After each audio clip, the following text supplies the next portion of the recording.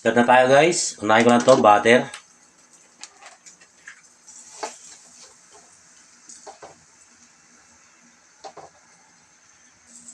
Sunod na kagad natin tong bawang.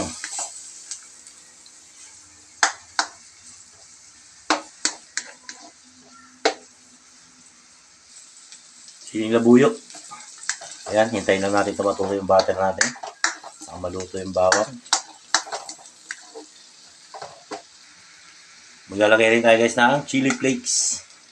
At least mga kalating kutsara lang. Oyster sauce. Ito masyadong malaki to guys. At least mga kalahati lang siguro lagay natin. Ketchup. Ito nasa 1/4 na lang to. Pwede na to.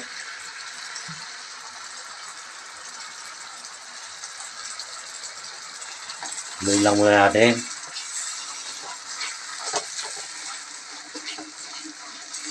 Bango.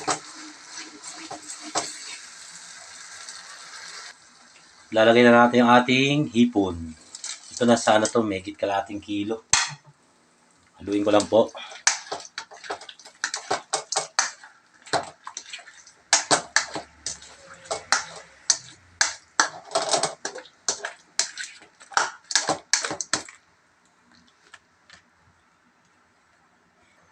Lalagay tayo ng Sprite, at least mga kalahating bote.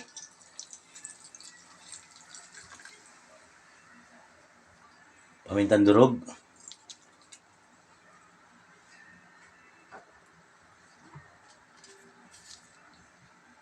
Saka asin. Ayan, haluin ko lang. Ito mga kalanders, hintay lang natin mag-reduce yung nito, sauce niya, para kumapit sa hipon. No? Takpan muna natin.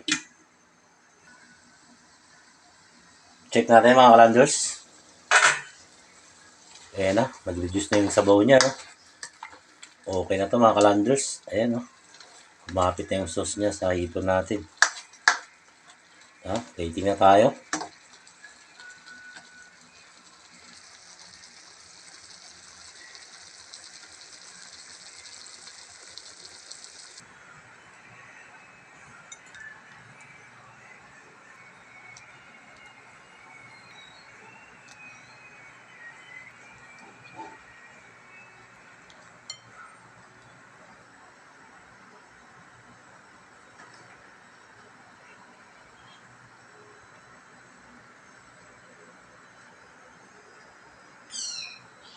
Ito na po ang ating spicy shrimp.